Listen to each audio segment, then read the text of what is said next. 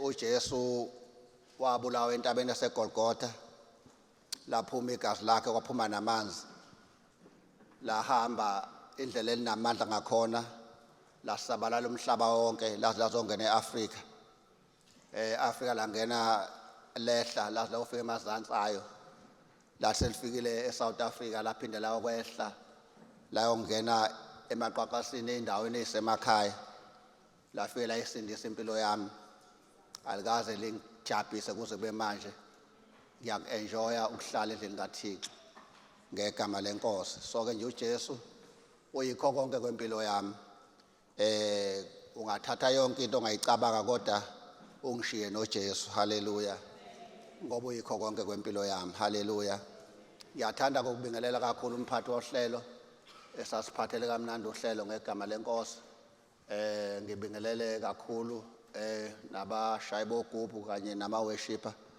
Ngibingelela abakwa-media ngegama lenkosi bakwa-sound engineer. Siyababingelela egama lenkosi. Abakwa-security sibabingelele. Ama-ushers sibabingelele ngegama lenkosi. Abasenzelela le ndawo esikhonzela kuyona ehlala icocekile iyinhle ngegama lenkosi. Haleluya. Zonke iy'nhlaka ey'khona i-Super Church, abothisha bayi-Super Church ngegama lenkosi siyababingelela, benza umsebenzi omkhulu ngaleli bandla le-Super Church ngegama lenkosi. Siphinde sibingelele kakhulu omama, obaba, abafowethu nabo bonke, osisi nobhuti ngegama lenkosi. Singayeki ukulibingelela kakhulu i-leadership yebandla, iyasilekelela kakhulu ukwenza umsebenzi uhleleke, uqhubeke ngegama lenkosi. Iyakwazi ukuthi extende izandla zika baba umfundisi benomama umfundisi ukuze sikwazi ukuthi umsebenzi bakwazi ukufinyelela endaweni abangakwazi ukufinyelela kuzona ngegama lenkosi. Siyambonga kakhulu uNkulunkulu ngobuholi bebandla. Asiyeki ukubingelela abazali bethu abahlala njalo benza umsebenzi wenkosi kuyimpilo nje kubona ukuphila baphilela ukubona umsebenzi wenkosi oqhubeka. Siyababingelela umama Mahlaba benomfundisi Mahlaba ngegama lenkosi ethu uJesu Kristu. Siyabonga kakhulu ngabo. Ngiye ngicabanga nje ukuthi ukuba uNkulunkulu akasifakanga ngaphansi kogcobo lwabo ngabe sikuphi, ngabe kwenzakalani ngempilo zethu, nakuba siyakwazi ukumalana ngenxa yalolu gcobo uNkulunkulu alunikeze bona. Haleluya. Angisahlupheki noma kuye kuthuse khona. uButsalema mayethi khona okufanele umuntu azokudlulisa ebandleni, ngithuke kodwa bese ngibuye ngithi hayi kulungile ngoba ngithembile lukhona ugcobo lwabazali, ngizofike nje ngene ngaphansi kwalo bese ngiyakhuluma ngegama lenkosi. Ngihlale ngisho-ke mina ngithi mangiphambi kwenu bangcwele kusuke ngalethanga lutho olusha, ngisuke ngizothatha khona lokhu enikwaziyo ngiphinde ngithi hayi phindani khona enikwaziyo kube khona enizoqhubeka ngakho ngegama lenkosi. Abafundi beBhayibheli lezi insuku uNkulunkulu indlela abagcobe ngayo bathi iBhayibheli akudingi ukuthi zelibhalwe kabusha noma liphinde li-edwe, kodwa lidinga nje ukuthi liphinde lifundwe. Haleluya. Ulifunde uphinde ulifunde. Haleluya. Uma uqeda ukulifunda kukhona okuzombuleka ukuthi sekwambelekile futhi uphinde futhi ulifunde kuphinde kwambuleka okunye. Izwi lenkosi nje alidingi into ey'ningi, lidinga nje ulokhu uqhubeke ulifunde. Haleluya. Ungaliyeki. Haleluya. Ngoba uNkulunkulu njalo the more ulifunda the more ezambula kakhulu kulona ngegama lenkosi. So-ke siyabonga kakhulu bangcwele, sisendaweni e-right nje, ungayisoli noma mhlawumbe kungenzeka mhlawumbe ngokuqala namhlanje uba phakathi kwethu, ungayisoli usendaweni e-right. Siyathanda futhi babingelela nabo-ke nje abaqalayo ukuba kanye nathi egameni lenkosi ethu uJesu Kristu. Haleluya. Sijwayele uba sibe yikhaya elihle, ikhaya elivakashelwayo. Umama waleli khaya uhlala esho ethi ikhaya lingavakashelwa so lingahambi kahle kulona. So nje ukuza kwakho la usendaweni e-right and siya egameni labazali umpostoli uBaba Mahlaba benoDr uThabisile Mahlaba, siyakwamukela egameni labo egameni lenkosi uJesu waseNazarethe. Haleluya. So-ke nje uma uqala uba kanye nathi zizwele usekhaya ngendlela emangalisayo. Asiyeke ukubingelela nabaku-social media abasilalelayo abasilandelayo kulezi inkundla zokuxhumana ngegama lenkosi. uNkulunkulu sesenzele kwabalula uhambisa umlayezo wakhe manje awusagcini uhamba lapho sesikhona abakwa social media siyasizakala mabesilalela khona ikakhulukazi i-department yakwa media esinawo la enkonzweni yenza umsebenzi omkhulu ihambisa ivangeli ngendlela emangalisayo ngoba ithatha lo mlayezo usabalalise umhlaba wonke ngegama lenkosi uJesu. Haleluya. So ke bangcwele siyambonga kakhulu uNkulunkulu sengigcina ngeke ngikhohle ukubingelela isithandwa sami uMama Ndebele Mashelembe Madayi Ngubo ngegama lenkosi ethu uJesu Kristu ubukhona bakhe nje uhlale buyisibusiso. Haleluya. Nakuba nje umbona ngize ngigximathume kancane sekule mithandazo yakhe engilekelela ukuthi ngibe nesibindi sokuma. Haleluya. Nje uhlale ngikhuthaza njalo ukuthi ngiqhubeke ngimthanda uNkulunkulu ngegama lenkosi. So kuyisibusiso ngiye ngubonge nje umndeni wakwaSheleme ukuthi wangenzela into enhle wangizalela unkosikazi uNjena. Haleluya. Waseke esezalwa kabusha wazalelwa ekhaya lasezulwini wathanda uKristu. So into eyangenza ngimthande ukuthi azoshada mina ukuthi ngamthola ethanda uNkulunkulu. Haleluya. Ngiyamthanda ngumuntu othanda uNkulunkulu ngegama lenkosi. So kwangesiyo ke ukuthi mhlambe wayezenzisa ngimbone lento engamthole iyona namanje usaqhubeke iyona ngegama lenkosi. So ngiyambonga kakhulu uNkulunkulu ngaye. Haleluya.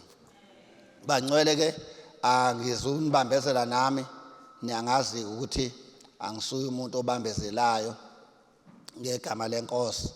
Ngiye ngibeke nje lokho uNkulunkulu akubekile enhlizweni yami bese ngiyakwedlulisa bese ngiyaqhubeka ngegama lenkosi. Haleluya. Ngiyakhumbula ukuthi ngigcine ngimela ngakhuluma kakhulu ukuthi njengebandla njengoba uNkulunkulu esibizela iVerolem kukhona into asibizele yona. Haleluya. Akasibizela ukuthi sizohlala sizobukana sodwa kodwa ufuna ukuthi iVerolem yazi ukuthi uNkulunkulu ungenisile ngathi kule ndawo ngegama lenkosi. Kukhona into athe mayibuka iVerolem wayibona ukuthi wayithandela ukuthi ngathi ibandla laseCKC lingaba kule ndawo ngoba ebona uNkulunkulu ukuthi abantu bayakhona bayashoda ngokunye okungavela naleli bandla laseCKC. Haleluya. Ngiye ngabusiseka izolo ubaba uGatshena besikhonza enkonzweni yomthandazo ekseni ekubalela ukuthi asili ibandla elingcono kunamanye kodwa siyibandla njengamanye. uNkulunkulu abonile ukuthi ayadingeka emzimbeni wakhe futhi wabona ukuthi kukhona imphefumulo okumele izofunda kulesi sikole saseCKC. Haleluya. Ngaphansi kogcobo lukampostoli wethu umpostoli Mahlaba. Haleluya. Okuyena esifunda ngaphansi kwesikole sakhe kodwa hayi ukuthi isikole esisodwa siningi nezinye izikole ezifundayo kumabandla ngamabandla ngegama lenkosi. So iVerolem usayithandileke uyithandele thina. Haleluya. So asiqinisekiseke bangcwele ukuthi bonke abantu uNkulunkulu abathandele ibandla laseCKC siyabawina ngayo yonke indlela. Haleluya. Ngitheke ngigcina la ngathi into ofanele sibawine ngayo ufanele siqale sibawine emthandazweni. Haleluya. Ngenxa yokuthi lithi izwi lenkosi awukwazi ukuthi ungabamba abantu noma ungakhipha abantu ungaphuca abantu isiqhwaga ungazange waqala wabamba sona. Haleluya. Abantu babanjwe izinto eziningi lana babanjwe amadimoni amaningi ababambile ngendlela ezahlukeneyo. Indlela yokubamba lawo madimoni ukuthi siqale sakhulule emkhathini nalapha ababoshwe khona. Haleluya. Ngoba yonke into ebusayo embe emhlabeni inedimoni layo. Haleluya. Uma ngabe nje abantu baleyo ndawo thothi nje bayaphuza utshwala ibona ubambe leyo ndawo kusuke kunedimoni lotshwala esuke likhona okumele wena ubambe lona ungazami ukuthi bayekise utshwala kodwa ungalibambanga lona. Haleluya.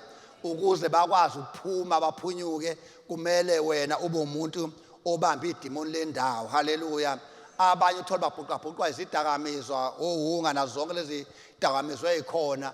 Ibandla lithenjiwe ukuthi emthandazweni liyakwazi uqala libambe leyo moya ukuze lawo bani masesifika bafike sebelungela uNkulunkulu. Haleluya.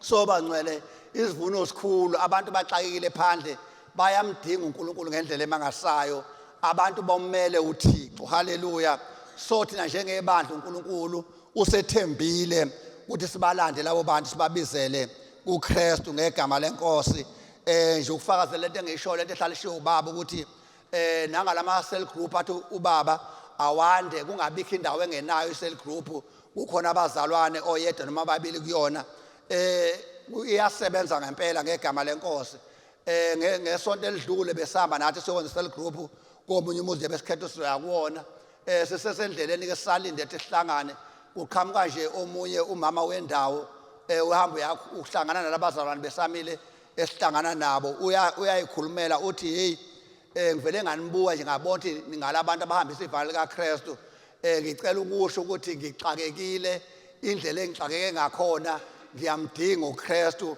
ngoba nalobo utshwala engiphuzayo angisabuthandi angazi kuzokwenza kanjani ukwazi ukuphuma kubona so uyambona ukuthi womile womela uNkulunkulu so kuyabonakala bangcwele the more siphuma siyakubona the more sizokwazi ukubawina ngoba bomile haleluya bayamdinga uNkulunkulu so indlela ezobasiza ukuthi nasiphumele kubona sishumayela ivangeli haleluya njengoba nathi sashunyayezwa abangcwele nabo basalinde ukuthi baphinde bashunyayezwe ngithe silana ke ngokwenjongo kaNkulunkulu unepurpose uNkulunkulu ngathi ngegama lenkosi yethu uJesu haleluya asiyenikeze ngababa uNkulunkulu bangcwele eliyelabeke enhlizweni yami kusathiwa nje angizosherisha lokho engakusherisha nani njengebandla kaNkulunkulu engilithandayo elithandiwe haleluya elithande uKristu amen ngake ngasho kwamanye amasemoni uNkulunkulu ayangisiza ngawo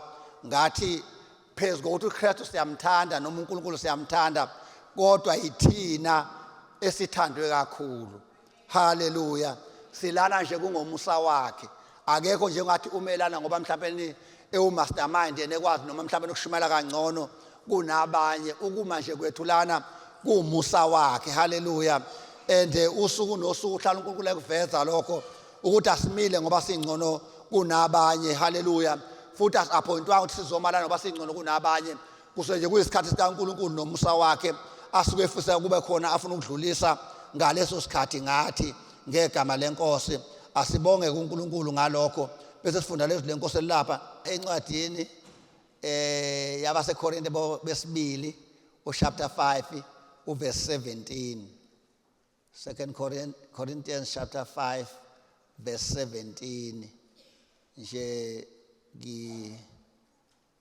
kuvule ngenhlizweni yami ngiqale ngisibheke ukuthi thina singobani siyini kuKristu bese siyaqhubeka ebangcwele ngegama lenkosi kufundeka kanje isihloko sithi ukulangazelela ikhaya lasezulwini verse 17 kanjalo uma umuntu ekuKristu uyisidalwa esisha okwakuqala kudlulile bheka sekuvela okusha amen ngicela sibusele mawakhe baba siyabonga izwi lakho liphilile linamandla khuluma empilweni zethu isimo sezingqondo zethu siguqulwe ngalo senziwe zibe zintsha ngokukholwa egameni lika Jesu siyabonga moya ongcwele in Jesus name amen amen haleluya bazalwane kuye kwava nje enhlizweni yami ukuthi wonke umuntu osindisiwe na wonke umuntu omukela uJesu waba inkosi nomsindisi kwenzeka lela verse oliyisiqalo nje okuyibasic uNkulunkulu asuke eqala nathi inkonzo kulona uma ulifunda ngithi iTPT uma ngaphosisi lithi now if anyone is enfolded into Christ hallelujah now if anyone is enfolded into Christ lithi lenkosi ke uma ilifunda uma inkosi lithi uma umuntu ekuKristu uyisidalwa esisha hallelujah leli seliphinde lichaza kahle lithi uma nje uke wamukela uJesu uya enfoldeka noma enfoldwa ufakwa phakathi kuJesu hallelujah lithi ke uma umuntu ekuKristu kusho ukuthi ngamamazi uma ngabe uphila njengoba silana akusabonakala thina kuNkulunkulu usebona uKristu esifoldwe ngaye. Haleluya. Njengoba ubona nje la ngiphethe handkerchief. Haleluya. Kodwa mangiyithatha ngifaka le diary. Haleluya. Awubusayibona yona. Haleluya. Ngake ngakusho nangaphambili ukuthi uJesu wenzele yonke ukuthi asifake phakathi kuye singabe sabonakala thina kubonakala uKristu. Haleluya. So lithi izwe Nkosi uma umuntu ekuKristu. Haleluya. Once wamukela uJesu awubusaba wena, akube kusavela wena phambi kaNkulunkulu, kuvela uKristu. Haleluya. Ingakho ayazi athi uba uMahlaba mayemala phambi kwethu athi uma ngabe uke nje wathatha into noma ngabe wehlelwa yini wasuyithatha wayithandaza wasuyibiza egameni leNkosi uJesu ayisahlangene nawe leyo nto. Haleluya. Yini ngasahlangani nawe? Yingoba leyo nto ayi-attack wena, i-attack uKristu wena okuye. Haleluya. Azathi ngisho kuthiwa bakuhlebile uthi abahlebanga wena. Haleluya. Bahleba uKristu. Haleluya. Uma ngabe kuthiwa khona into eyenzakalile, uma ngabe kuthiwa uhletshiwe usuya kuKristu uthi Jesu ubonile ukuthi basihlebile, abese yakutshela wena ukuthi sizophila kanjani ngoba uenfoldwe kuKristu. Haleluya. So ke bangcwele kuye kwavela enhlizweni yami ukuthi njengoba sikuKristu sizidalwe esisha. Haleluya. Okokuqala kudlulile. Haleluya. Ayikho into samele thina njengabantu bakaNkulunkulu kutholakala ukuthi sisabalwa sibalelo ezintweni engamhlanganisa uKristu, kanti uKristu injongo yakhe wawukuthi lithi he has become an entire new creation. Haleluya. Uba isidalwa esisha yena wonke. Haleluya. Thina sizidalwa ezintsha, yonke into yethu intsha. Haleluya. Lithi lenkosi ke all that is in related to the old order has vanished. Hallelujah. Lokhu obekuyi old order, zonke izinto impilo obuyiphila ungakamkhonza uKristu isivenishile. Hallelujah. Isinyamalele. Uma umuntu ekuKristu okudala kudlulile kuvela okusha. Yilento lena okwakumele sitshelwe singabantwana bakaNkulunkulu ukuthi hayi sesizidalwe ezintsha. Ngoba okokuqala kudlulile. Asiyeni lapha kuma Romans chapter 12 uverse 2 wakhona. Once umuntu waba kuKristu kube sekwenzeka lento akhuluma ngayo lapha umpostoli Paul kwabaseRoma chapter 12 uverse 2 wakhona ukuthi uma ngabe umuntu nje kuKristu kumele ke seqala le process noma seqala lenkonzo okuyiyona esenza size einkonzweni usuku nosuku. Haleluya.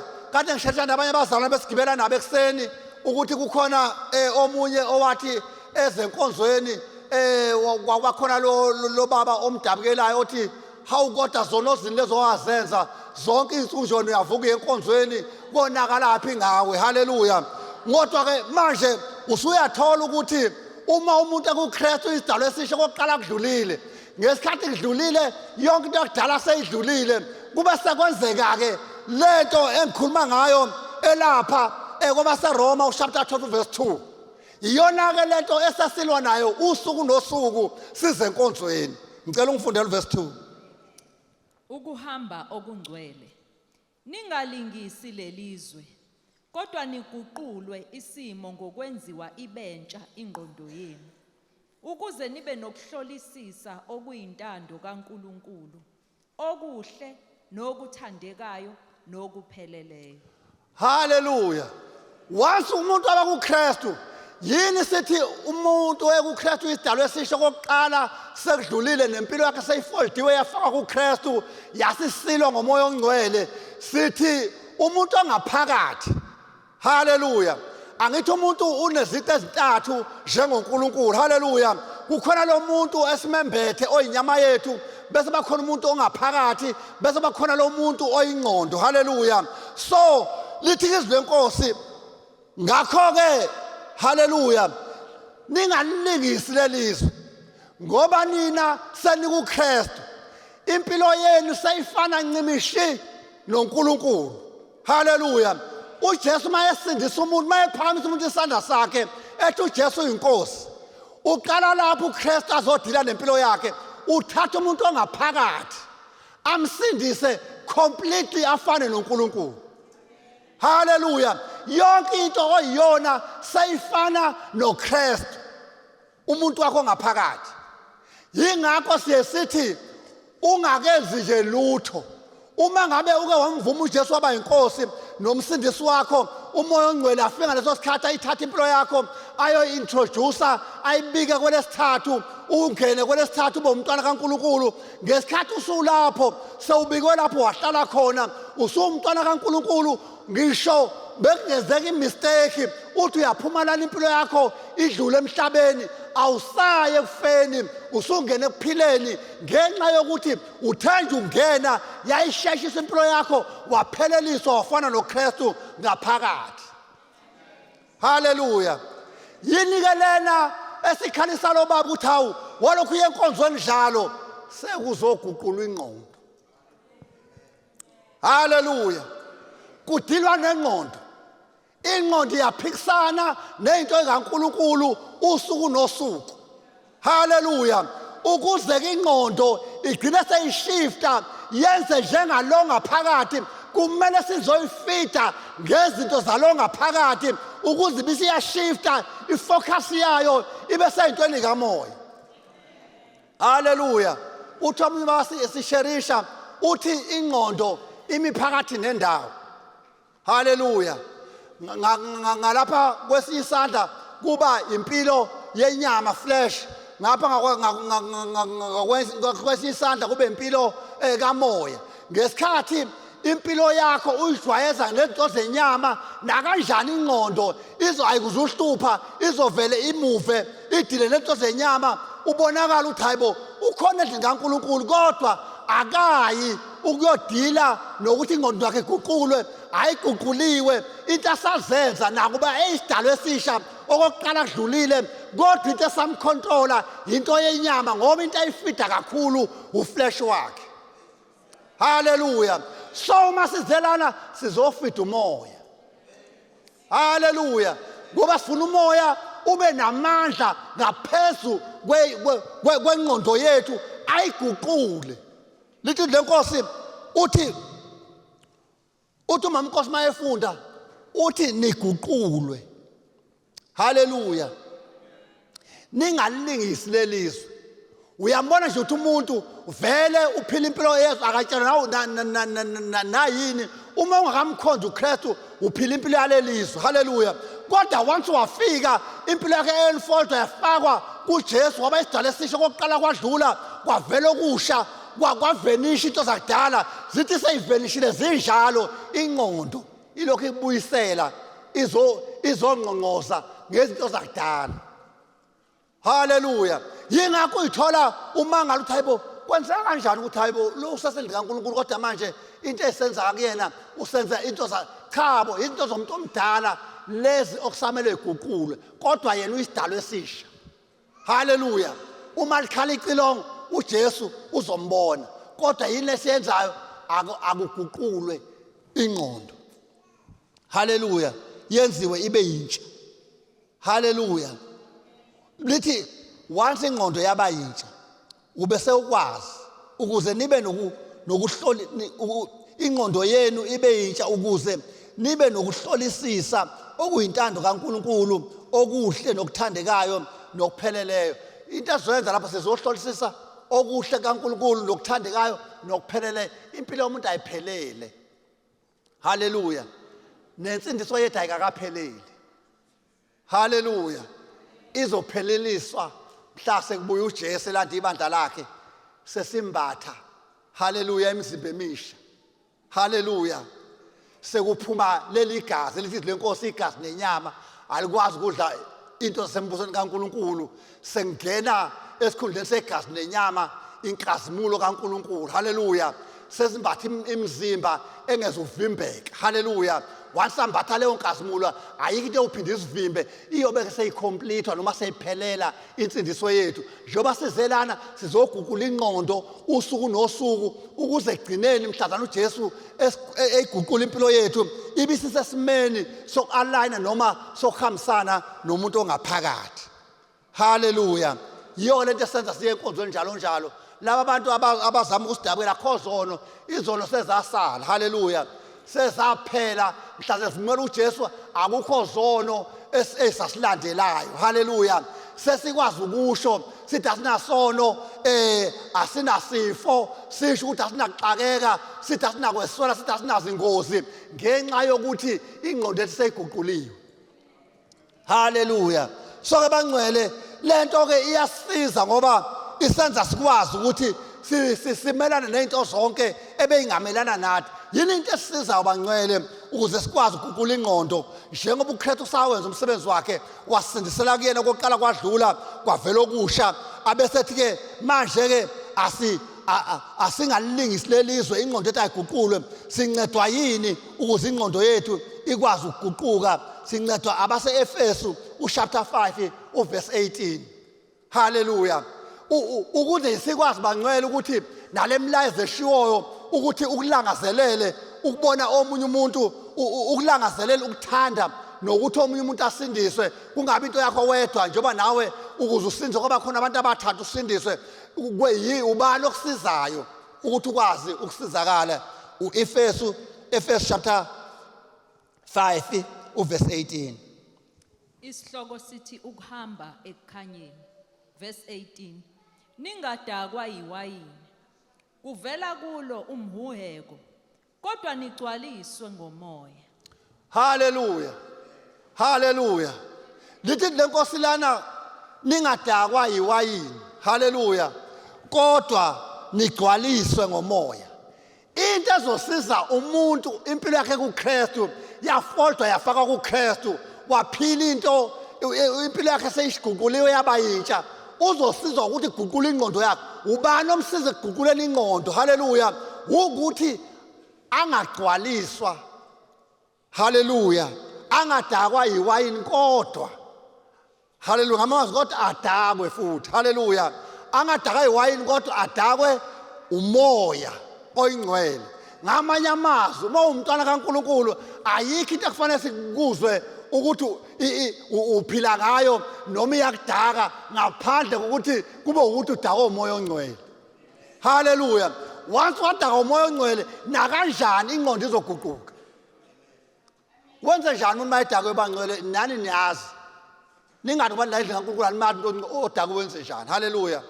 Umuntu odaka into yokuqala into ajwayele ukuyenza ukuthi nithole nje hayibo ubamndebela kajwayele ukukhuluma nangu manje segqagqamukela phezulu kwenze njani usikhonta seyidlile. Hallelujah.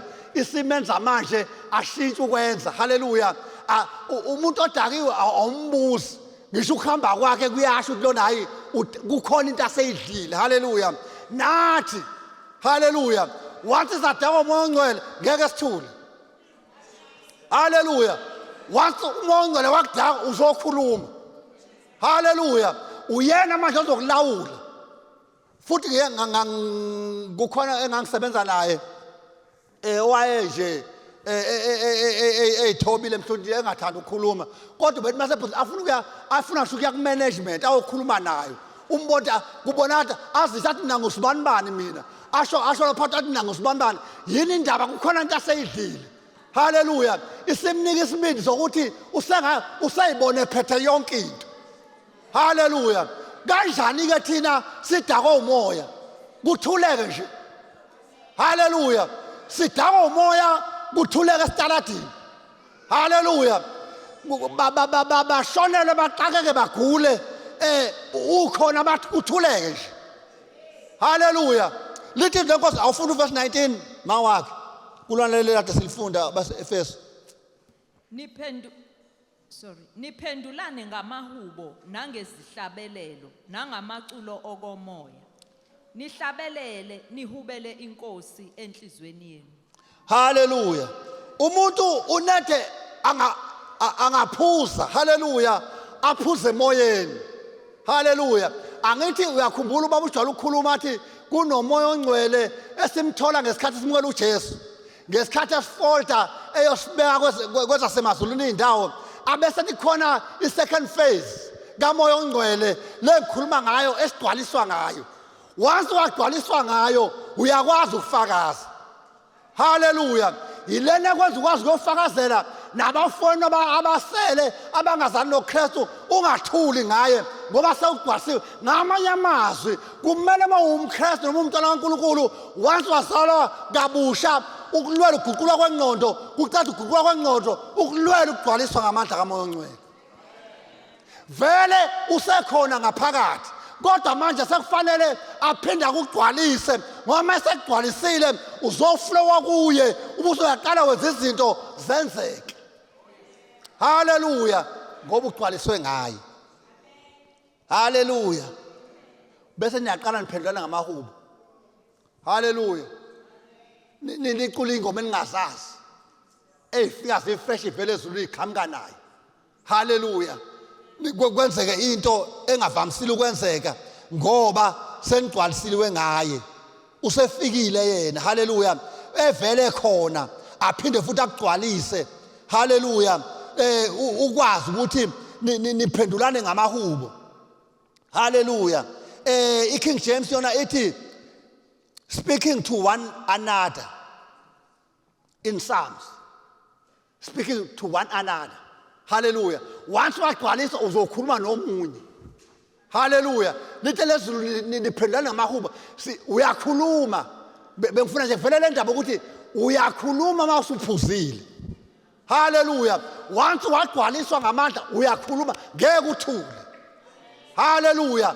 Ngisho emndenini wakho awukwazi ukuthula sewugcwalisiwe. Hallelujah. So uma usathule nje kusho sewulow within owasintswa naye okuthatha efake ezulwini. Kodwa uma ngabe sewugcwalisiwe. Hallelujah. Wagcwaliswa ngamandla kamoya ongcwele uyaqala ulangazelela ukubona abantu besindiswa. Hallelujah. Ukomele nje ukuthi hey namhlanje ngihalela nje ukuthi ke ngifakaze. Hallelujah. Namhlanje ngihalela nje ukuthi ake ngiphumele lapha estaladini ngimemezele ama open airs angagcwala umhlaba wonke uma sikulwele ukuthi usuku nosuku sigcwaliswe. Hallelujah. Lithi speaking to one another ngamahubo. Hallelujah. Sizokhuluma uma ngabe sesigcwalisiwe. So ilento ezosilekelela abangcwele sizokhuluma ulimi likaNkulunkulu. Hallelujah. Asizuze ukukhuluma ulimi lethu. Ngisanda ukuthola abangcwele ukuthi enye into esibambezele ngabe sesikude noNkulunkulu nezilimi zethu zimbambezele uNkulunkulu ngoba zifike zibe ne-past tense zibe ne-present tense phinde zibe ne-future tense. Hallelujah. Kanti uNkulunkulu kunolimi alikhetha alithandayo lwamaHebheru kuthiwa linayo i-future tense. Hallelujah. Kuthiwa nje alinayo i-future tense uma likhuluma into namhlanje lazi kufanele yenzeke kusasa lithi vele seyenzekelile kodwa ibizokwenzeka kusasa. Hallelujah. And lento beyenzeka ngikhumbula ngisakhula umama ubeyenza lento benganakile ngithe mase ngizwa lento ngathi hayibo lento beyenzeka uthatha umama uzobiza osibama abadala athi sengihambile esho esekhona. Hallelujah. Ngoba wayekhuluma isiHebheru ngesizulu ekhuluma ukuthi uhambile ngoba usho ukuthi uzohamba. Hallelujah. isiHebheru senza ukuthi ukhulume into ezokwenzeka kodwa uyikhulume manje njengesiyenzekile. Hallelujah. Uyabona into engayikhotha nje sithandazela amakhosi nabantu bonke ukuthi impilo enezokwenzeka uHezekela prophet lapha uHezekela chapter 38 uthi ku verse 6 uthi seyenzekile uthi bayoza behamba ngalendlela behlasela uIsrayeli abesethi seyenzekile abesephinde ethi izizwe ziyokwazi ukuthi uNkulunkulu. Hallelujah. Ngoba sazi ukuthi iBhayibheli njengoba libhaliwe i-Old Testament ibhalwe ngesiHebheru kwathi i-New Testament yabhalwa ngesiGreek. So ngesiHebheru uNkulunkulu into definition asho ukuthi uzoyenza uvela athi seyenzekile. So nathi uma besingalandela ulimi kaNkulunkulu lwesiHebheru into nje uNkulunkulu ayikhulumela ezwini lakhe uvela uyithathe njengesiyenzekile. Yingakho baba uvamise ukuthi uma ngeseke wakhuluma nje uNkulunkulu vele ubonge ngoba useyenzile leyo nto. Haleluya. So ke bangcwele uma sigcwele amandla sigcwele amandla kaMoya oNgcwele uzokhuluma into engabonwa ngabantu. Haleluya. Ukhuluma into eyizayo njengesezenzekile. Haleluya. Ubona imbono ezayo uyikhuluma njengesiyenzekile ngoba definitely sure into ekhulunywa uNkulunkulu usuyezoyenza. So uma ezoyenza kusho ukuthi the final authority in your life kumele kube yizwi kaNkulunkulu. Haleluya. Kungabe ukuthi uyabona ukuthi sibambezela. Haleluya. Sigula nje bangcwele. Kukhona esithi mashimayela sithi umuntu uma simshimayeza sithi sizokubeka izandla sewuphilile athi kukhona abathi asikwazi ukusho njalo. Sithi umuntu ethi esagula sithi usephilile sikusho kanjani lokho. Haleluya. Lawo bantu bashizo ukuthi abamazi uNkulunkulu. Haleluya. Futhi abalazi izwi kaNkulunkulu. Haleluya. Sizuke singashumayeli singashumayeli thina. Sizuke singasho futhi thina sokusho izwi kaNkulunkulu lithi uma umuntu ebeka izandla usephilile. Anithi uzoba ngcono. Haleluya. Ngamanye amazwi lithatha isebheri likhuluma njengesebheri. Lithi ngoba definitely show umuntu ogulayo uNkulunkulu semphilisile wamphilisa 2000 years ago. Ngakho uma umkhulekela wena awumkhulekeli njengogulayo umkhulekela njengophilayo kodwa oguliswa izimo ezikaSathane kodwa yena uphilile. USathane uzama ukumgulisa ngezinto ekade zathathwa zabekwa eGolgotha 2000 years ago. Ngoba ilanguage yethu ithi manje. Haleluya. Ayina future. Haleluya. Ngicela siyifunde lento engiyishoyo ngegama lenkosi lapha kuIsaiah 54 53 Isaiah 53 uverse 4 no 5. Isaiah 53 Isihloko sithi ukuhlupheka kwenciko. Verse 4. Kepha yazithwala izifo zethu yabetshatha ubuhlungu bethu. Kodwa thina sathi jezisiwe. Ishawe nguNkulunkulu ihlushiwe. Yebo, yalinyazwa ngenxa yeziphambeko zethu. Yachotshozwa ngobubi bethu. Isijeziso sasiphezu kwayo ukuba sibe nokuthula. Nangemivimbo yayo siphilisiwe thina. Haleluya. Uyabona ukuthi uNkulunkulu akasebenzi njengathi. Akasebenzi ngokuthi uzophila. Haleluya.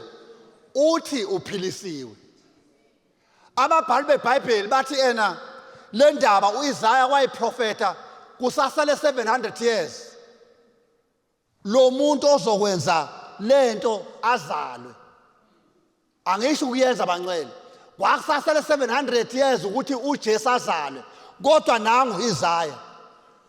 Uyamuzwa uthini? Awuphinde mamnkosi ntabeni ngimine ngizwile abazwanga abanye. Verse 4. Kepha yazithwala izifo zethu yabetshatha ubuhlungu bethu. Bafethu yazithwala. Haleluya. Yabetshatha ubuhlungu bethu. Ukhuluma ngomuntu ongakazali ongakafiki la emhlabeni sasele iminyaka 700. Yena ukhuluma ngazathi usefile 700 years. Haleluya. Uthi uyazithwala. Haleluya. Yabetshatha. Into esiyenza ake sikhulumane language kaNkulunkulu bafowethu. Yiyo le yethu esibambezela. Haleluya. Ukuthi mawuzubuhlungu uthi hayi ngiyagula ngizizwa sengingconywana ngoba nakho useningibekisa cha bo uyaphila yazi yabuthwala ubuhlungu bethu yazitshatha. Haleluya. Uyenzi into eyenzeka le kodwa ayikakenzeki ngokwethu kodwa yona uNkulunkulu ngoba uyathi uzoyenza definitely sure uJesu uzofika afe athwala ubuhlungu bethu uthi uNkulunkulu sekwenzakalile. Ake sikhulumeni leyo language nathi. Haleluya. Angithi njoba singenela iVerulam nje asibabone besinziwe nje abantu baseVerulam singakababoni bengakangeni la. Haleluya. Kuthiwa hayi singena eVerulam bayasindiswa abantu. akakasindiswa umuntu sibabone kwalikamoya sikhulume njengoNkulunkulu sithi sebesindisiwe bengakasindiswa senzelani senzela ukudala into ingakabibikho izivele ngoba sikhuluma njengoNkulunkulu. Hallelujah. Ayikho into uNkulunkulu ayikhulumayo angenasiqiniseko ngayo. Lize lithi lenze inkonzo lithi surely. Hallelujah. Surely uNkulunkulu mayekwathi nje surely leyo nto uzoyenza definitely surely noma kuthiwa kumnyama noma kuthiwa kubomvu. Hallelujah. Wavele wambona nje uJesu esefile, wambona uJesu eseyithwele inhlungu zethu, wambona uJesu esebuthwala ubuhlungu bethu. Hallelujah. Ngamanye amazwi kumele mangabe sikhulume nathi ukuthi sicela ukukukhumbuzisa wena nyama nawe ngqondo yethu. Hallelujah. Ukuthi seyenzeka lento. uIsaya ukhulume ngayo wazwalala engayibonanga. Nabaprofeti abaningi bakhulume ngayo balala bengayibonanga. OHezekeli balala bengayibonanga lempi ezola baphuma ibandla kodwa bakhuluma ngayo njengesiyenzekile. Hallelujah.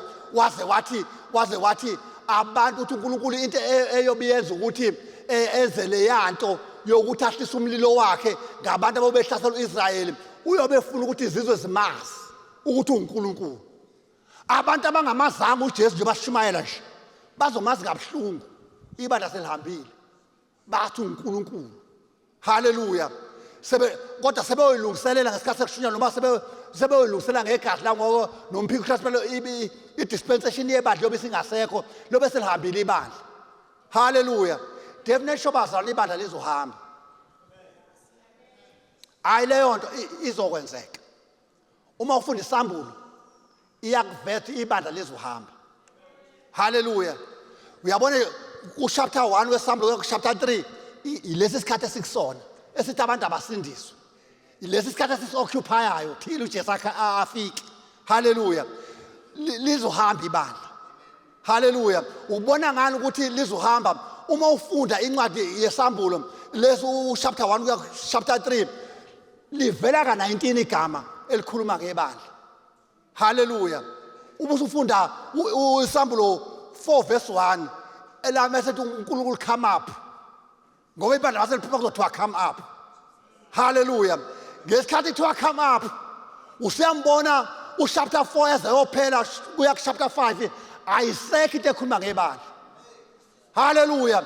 Uzofika ku chapter 19 ayikho into ekhuluma ngebandla lapho ngoba ibandla lizobe lingekho lizobe lisezulwini. Kwenzeka izinto la emhlabeni. Hey uJesu uzobuya ngikhathali abantu bengathini noma bengakuphika baze balale ngomhlane uNkulunkulu into ayibhalile uzoyenza definitely sure futhi useyenzile. Hallelujah. Hallelujah. So njengoba simana ngoJesu siyakhawuleza siyaphuthuma sikhatha sekho. Hallelujah. Abafundi beBhayibheli bayasho ukuthi uNkulunkulu bejwayele ukuhamba ngo 2000 kusuka ku Adam kuza kuAbraham kwaba u2000 Abraham kuza kuJesu kwaba u2000 kusuka kuJesu kuza manje ngebandla u2000 usephelile. Uyabona ukuthi ngaphezulu kwesikhathi esengeziwe Jesu ngabuya naye noma yini. Hallelujah. Uma sithi abantu abaphenduke asidlali ngoba sisebenza esikhathini esengeziwe. Hallelujah. Jesu uyabuya uzobuya. So asikhulumeni ilanguage kaNkulunkulu ukuthi lento ayishilo uNkulunkulu useyenzile. Hallelujah. Hallelujah. Uma ethi uphilisiwe vele usuphilisiwe usabuza ubuhlungu. Hallelujah. Laba abahambele eBhethela asihambeni basifike eBhethela bafowethu sifike sithi nje uJesu uniphilisile. Ebuza umuntu ubuhlungu umbotha hayi lo ulela uqhunywe nangamapayipi umtshela ukuthi uJesu engimlethela kuwena ukuphilisile. Hallelujah. Umuntu ngisho esefakwe amapayipi indlebe yakhe bangcelisukiswa bazokutshela laba bezempilo ukuthi indlebe yakhe isukizwa nje kahle. Noma ungambona engasakhulumi indlebe yakhe fika ukhulume kuyo ukhuluma izwi uthi uNkulunkulu ukuphilisile ebelele embhedeni ukhulume naye ngaphakathi ngoba ukhuluma ukuphila haleluya okuziwa ubumnyama bese biyabaleka khulumani kubantu bese bumnyameni nikhuluma ukuphila abaphili haleluya ngoba leyo nto seyenzakalile haleluya singayeke ukukhuluma kubantu uthi hayi kwalo ngimbone segula kakhulu ngabe ngisasho ukuthi uphilisiwe silonge saphefumula uphilisiwe haleluya ilanga likaNkulunkulu ke leyo eyethi ithi kusazokwenzeka kusasa ekaNkulunkulu ithi sekwenzakalile haleluya asale sesibona lapha ku 1 Peter chapter 2 verse 24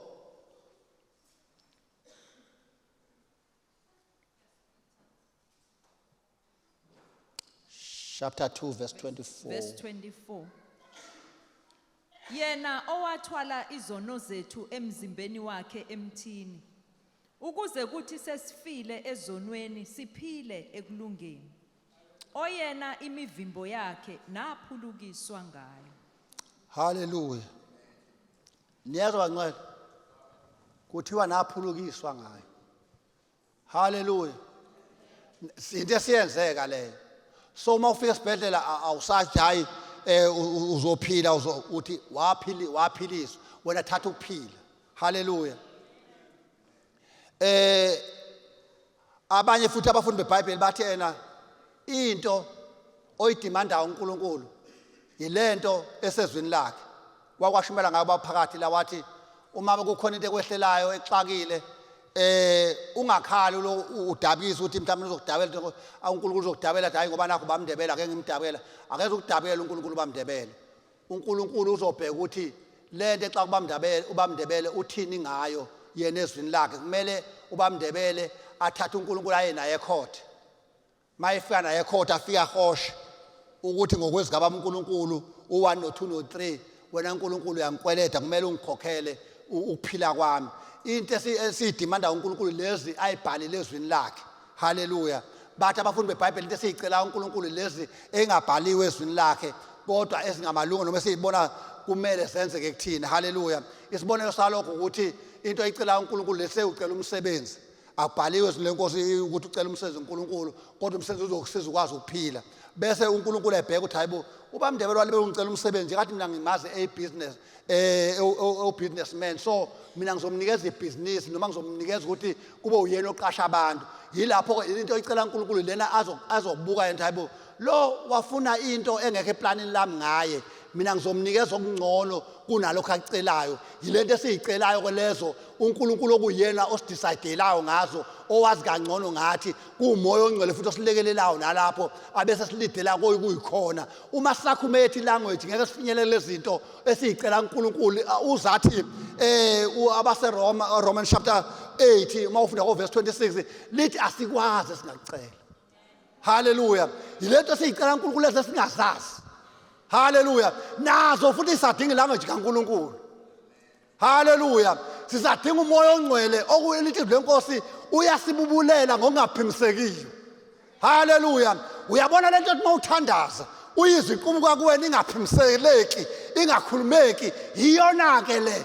uNkulunkulu asesekucela umoya ongcwele asesekucelela ngayo uNkulunkulu kunezinto esingazazi uNkulunkulu asibekele zona elithi siyomangala mhla sifika phambi kwakhe ukuthi nalokho kwakubekelwe thina ukuba sadedela yena wasithandazela haleluya wayofika kulezi zinto esingazaziyo wasibubulela kangcono ngoba ilanga jayizwayo yakhe haleluya ilanga jazwa uNkulunkulu yakhe akusiye yethu haleluya yingakho uma ufunda lapha kuizenzo chapter 2 verse 42 lithi behlelwa amandla kaMoya ongcwele yehlela njengezithungo zomlilo phezulu kwamakhanda abo lithi bayakhuluma haleluya bakhuluma nangezilimi haleluya yilapho ke esikhuluma khona ilanguage engaziwa esingayazi nathi kanti sisholo kangcono phambi kaThixo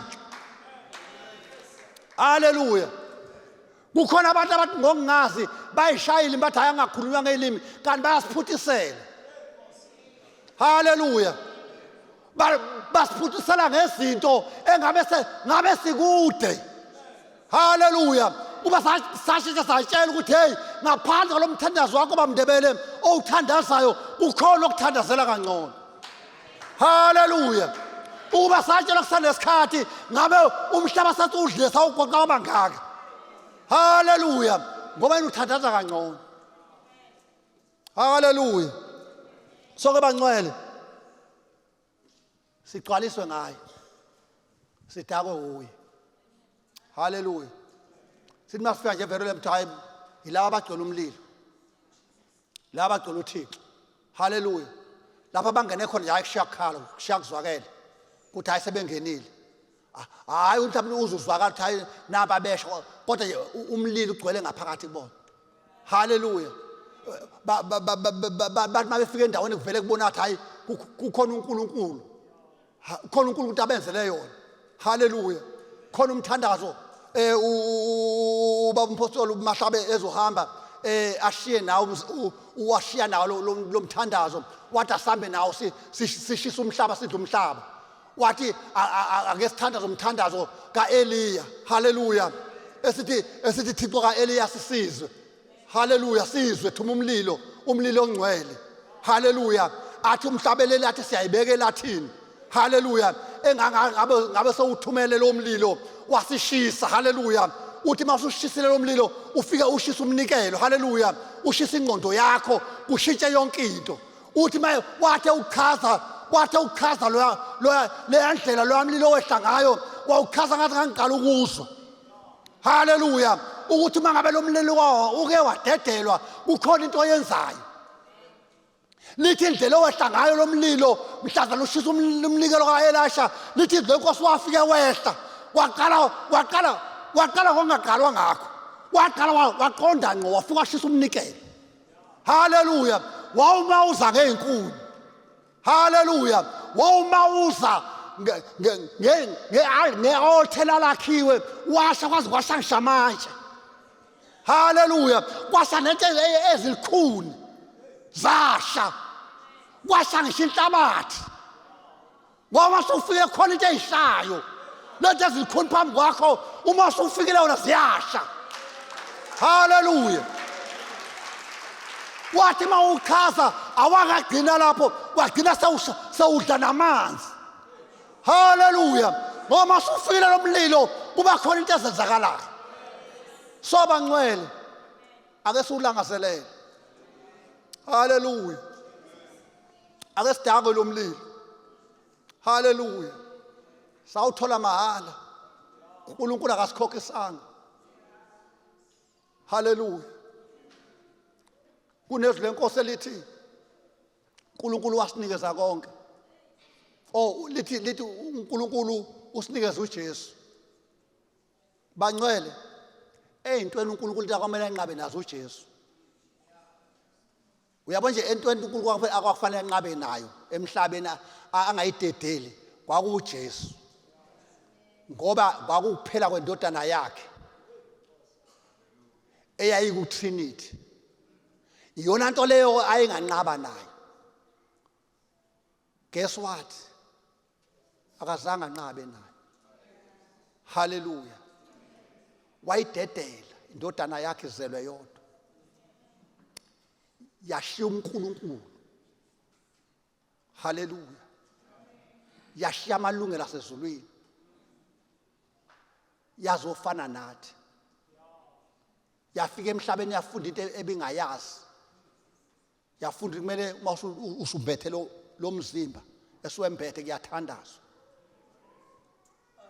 Yafunda ukwazi ukuthi ukuze ixhumane nalo baba esuka kuyena kuyomela ithandaze. Into lokwamela uNkulunkulu anqabe nayo. Yashiya inkazimulo yayo, yashiya uNkulunkulu bayo. Yehleze emhlabeni yazophila njengathi. Haleluya. Ngelinye ilanga yashiywa othandwe wayo uLazaro. Yakhala njengathi. Haleluya. uNkulunkulu wakhala. Yini indaba? Yingoba ubezothwala ezofunda ukuthi uba Mndebele mayekhala eshiya othandwe wayo kusho ukuthini. Kumele amthwale kanjani? Yakhala. Haleluya. Yaphila impilo yethu. Kwakumele anqabe naleyo nto uNkulunkulu. Kwakumele anqabe nendodana yakhe. uNkulunkulu akanqabanga. Lithi izwi lenkosi akanqabanga nayo. Bese lithi ke kungenzeka kanjani ke angasiniki ke konke, ngoba phela vele usededele into eyayigolide kuyena. i-precious wayidedela wayiletha emhlabeni. Haleluya. Yazofunda ukuhlupheka. Elithi le Nkosi yayikhula njengowayethanda ukugula. Umuntu owazalwa ngisho emndenini owuqakekile. Iyafunda ukuthi kukhona ukuthi isikhathi kube khona umuntu aqakeke, yayingaqakekile yayihlele ezulwini. Haleluya. Lithi le Nkosi sakungaba kanjani? Sakungaba kanjani? Angasiniki konke kanye nayo. Uzubone ukuhleleka kwezulu. Ithema esifikile yayiqeda inkonzo yasifela yasithathela ukuphila kwethu yebazalwane sasimele ukufa thina. Haleluya. Usathane kwakumele namanje bekumele ngabe uyadlala esisabisa nangokufa. Yafika ngoba ukufa yanqoba izinto zonke yanqoba izifo. Haleluya. Yasinqobela konke. Thema iqedile yathaya kwenene. Ngiyahamba ngiyakubaba. Yanje mangiyakubaba ngiyothandaza. Haleluya. Hey pray yafika emhlabeni yafunda ukuthandaza. Ithi manje ngiyakubaba ngiyothandaza. Jesu uyothandazelani mawufika kubaba iki ngiyothandaza. Haleluya. Ngiyothandazela ukuthi uNkulunkulu anithumelele omunye umduduzi. Haleluya. uJesu esela ube umduduzi. Ubebaduduza abafundi bakhe bebethi mabeqakekile afika abemduduzi. Uthi hayi akwenele mina nginiduduza mangila. Uyakhumbula ngelinye ilanga sekhamba uLazaro akakwazi ukuba lapho khona uLazaro ngaleso sikhathi ngoba wayesekwenye indawo. Usathi hayi manje sengizokwenza isimanga. Sengonithandazela. Haleluya. Uthi mayefika after 40 days evukile esekhuphuka ngoba wakhuphuka njengoba wakhuphuka kuyoba njalo nakithi sisazokhuphuka. Haleluya. Sisazophambana ne-force of gravity sizokhuphuka. Wakhuphuka lithi le Nkosi after 40 days wakhuphuka uthema esekhuphukile. Wafika kubaba wathandaza. Usuku lokuqala wathandaza. Balinde eJerusalema ngoba into ezinhle ziyalindwa. Wafika usuku lesibili wathandaza. Balinde eJerusalema ngoba into ezikaThixo ziyalindwa. Wathandaza ngokwesithathu. Wathandaza ngosuku lesine. Nangolwesihlanu wathandaza. Ngoba uJesu uyamdinga ukuthi lona eze umduduzi. Haleluya. Nangosuku lesithupha wathandaza. Ngegama likaJesu ukuthi akeze ukuza nje uzozwe egameni lakhe uJesu. Haleluya. Nangosuku lesikhombisa wathandaza. Haleluya. Bangcwele ukuthi sathandazelwa siwofakazi bakho ngoba wathandaza nangolosishiyagalombili wathandaza nangolosishiyagalolunye nangolweshumi wathandaza. Wehla ngolweshumi kwase kwaba nePentecost okusuku lika-50. Wehla umoya ongcwele. Haleluya. Wabafica behleli bemlindile. Haleluya. Wathi ngithandaza ubaba mayesefikile uyohlala nani kuze bephakade. Yingakho sithi umoya ongcwele akakushiyi. Haleluya. Futhi akekho nje kuwena lapho njengonogada noma mhlawumbe security. Akasiyi security. Kodwa uzokusiza. Haleluya. Uzokusiza njengoba nombulo obuthakathaka uzokusiza kubona. Haleluya. Njengoba kufanele guqula ingqondo nje uzokusiza naguquleni kwengqondo. Haleluya. Sinesiqiniseko ukuthi uJesu wasithandazela ukuthi umoya ongcwele afike ngoba wafika. Namhlanje sinesiqiniseko ukuthi uJesu unathi kwesokune sikaNkulunkulu ngoba wayenza into ayishoyo. Wafika umoya ongcwele. Uhleli nathi kuze bephakade. Haleluya. Njengoba silana sifisa ukuthi asigcwalise. Haleluya. Sizwele ukugcwaliswa uyena. Bangcwele ngeke siyenzele ukuthi iVerulam uma singakulangazeleli ukuthi asigcwalise. Futhi ngeke sikwazi ukuyithandazela iVerulam, ngeke sikwazi ukubamba isikhwaga. Bangcwele kunesikhwaga sala iVerulam esigodle nabantu. Haleluya. Uvamise ukuthi umkami athi kufanele uma utshela uSathane umtshela ukuthi nalawo bantu bagodlila kusiba bakho.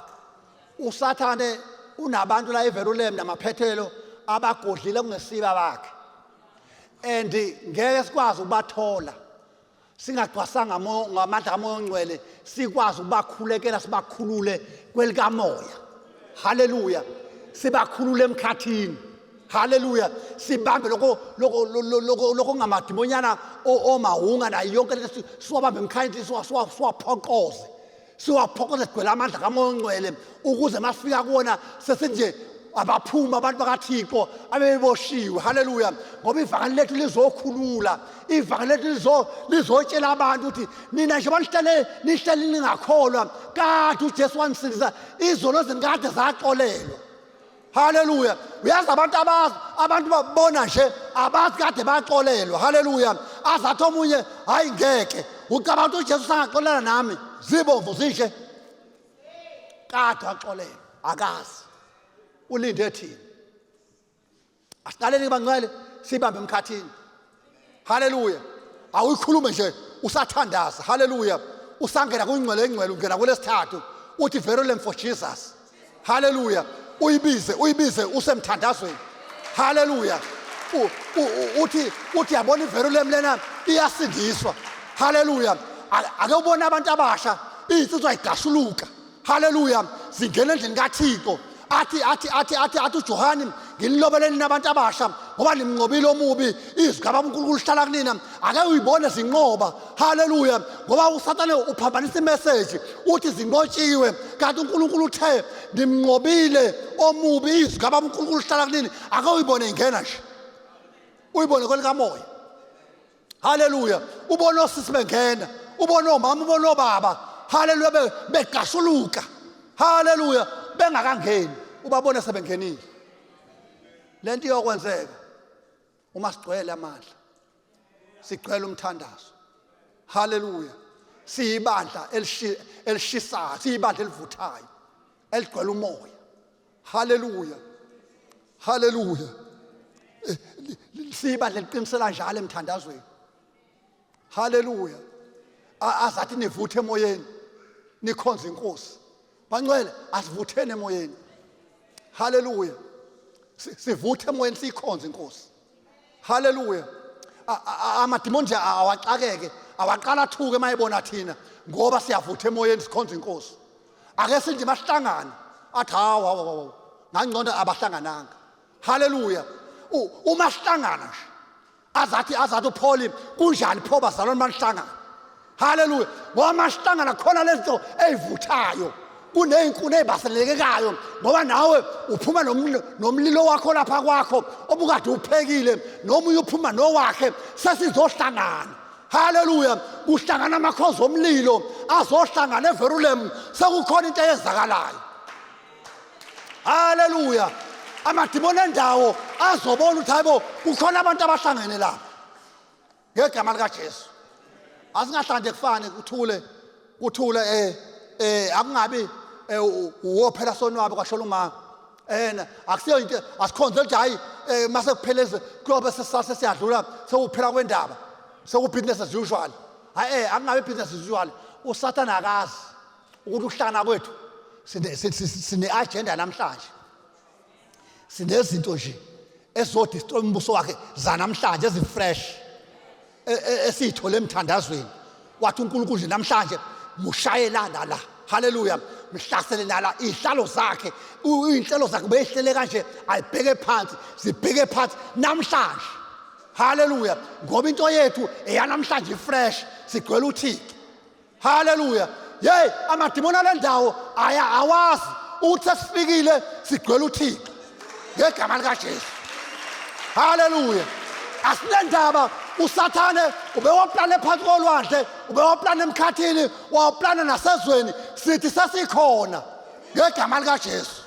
Haleluya. Asikho futhi isikhali esilolelwe thina esiyophumelela. Asinendaba silolwe phansi kolwandle, salolwe emkhathini, salolwe ezweni ngegama likaJesu. Sasikhona bangcwele. Ayazi le ndawo sesikhona. Haleluya. Sesikhona singakafiki sesikhona. uyabona le vusa lokho imenyezelo le vusa emenyezelwayo siyayihlela siyakhonka haleluya siyagcwalisa haleluya sihlohlomba imbayi ngegama lika Jesu haleluya njobe lokho imenyezelo thina siyahlohla haleluya ikhali ziyaphelela haleluya siyayihlohla zonke ziyapheleliswa ngoba sifuna ufika sihlomile sifuna ufika sizingovolo singabhekeki haleluya idemoni nje eligulisayo lizophuma likhasha ngegama lika Jesu elinye lizosizwa siseza liphuma likawula libaleke singakafiki sasikhona ngegama lika Jesu ileyo nto esizoyishumana lezinsuku noma usekhaya noma usesikoleni noma usemsebenzini noma usendaweni uJesu uyabuya haleluya haleluya uma simshumana nje futhi siphinde sibaxwayise sithi uma ungamvumi manje khona isikhathi ozomvuma ngaso haleluya lithi lenkosi mhlazana uJesu ebuyayo kukhona abayobaleka bathi madwala wena niphezulu bebalekela inkazimulo kaThixo bekumele abantu babaleke kusakhanya singabafici leso sikhathi bandla lobe lingasekho bandla ngeke libhekane nama tribulation bandla ngeke libhekane nolaka kaNkulunkulu zobe singasekho sisabatya abantu kusakhanya ukuthi hayi balekele emposhongweni uphephe ngegama lenkosi uJesu so yilo mlayezo esuphethe bangcwele ebengithi ngikhuthazane ngawo ukuthi sekuphelelisiwe konke uJesu wayithatha impilo yethu wayifolta wasesaba izidalo ezizokuqala kwadlula asiguqulele ingqondo haleluya asambe siguqulele ingqondo yethu bese siyakhumbula ukuthi asizenzeli lokho akusiwa amandla ethu umoya ongcwele uyena osilekelelayo ngakho kumele sidakwe uyena siphuze yena haleluya siyeke zonke lezi ziphuzwa nanto ezixoxwayo engasizi ngalutho kodwa usuku nosuku sigcwala uThixo sigcwala umoya ongcwele okuyena osilekelelayo haleluya ngoba sagcwala yena zokhuluma ilanga njengaziyo haleluya sizokhuluma ilanga nje abantu abangayazi haleluya kodwa eyazwayo emazulwini ngegama lenkosi uJesu uma sikhuluma leyo language haleluya abantu bazokwazi ukuthi uJesu uyasindisa haleluya sizokhuluma ukuthi thina sizophila la emhlabeni uJesu azabuye haleluya njengoba ufunda eZekheli chapter 37 kuyabonakala ukuthi uIsrayeli kulezi insuku uba umpostoli ubhizi ngaleyo nto ikhathi zama end times haleluya uyabona uma ufunda eZekheli 37 uIsrayeli wahlangana waqala waba yisizwe emva kokuthi ade hlakazekile wahlakazeka amazwe onke lithi lenkosi waqala waba yisizwe uma iqala ba yisizwe ke yazi ukuthi sekuseduzana ukubuya kwenkosi haleluya njobe sehla lithi bathi ngomhla ka14 May 1948 wahlangana uIsrael waba yisizwe njobe sehlangana ezimoya ezoba yisizwe ke waba yisizwe sekuyacaca ukuthi uJesu kuseduza abuye ngoba uthi isizukulwane esibone uIsrael ebuyela bayisizwe asekudlula kusonke yingakho sesikwazi ukukhuluma lapha phakathi kwethu sithi hayi asayi thina phansi asathi undertaker sesilindele uppertaker haleluya yingakho sithi asafi esisho ngakusasa Sathane ayibulala omunye umuntu emndenini sithi noma kunjalo Sathane asifi haleluya sizoguqula khona maduze ngoba lizokhala icilongo haleluya kungekudala yilento esimemezela ukuthi abantu abangamvuma uJesu manje bazomvuma kabuhlungu bemvume sebezoyilwela bona lingasekho ibali haleluya usamvuma kahle manje une protection idispensation vele yebali haleluya lithi lenkosi ibandla lingasekho haleluya umuntu uzomvuma uJesu amvume kabuhlungu amvume nangempilo yakhe ayifele yena ekubeni khona wamfela ngoba engafuni ukuthi afe haleluya uJesu into ayifela ukuthi thina singafi umuntu ongena Jesu manje uzofa efe kanti indaba seyalungiswa ukuthi yena engabe safa abangafa abantu ngoba singabatshelanga ngoJesu Jesu uyabuya kungekudala haleluya kunomhlabelelo wahlatshelelwa kudala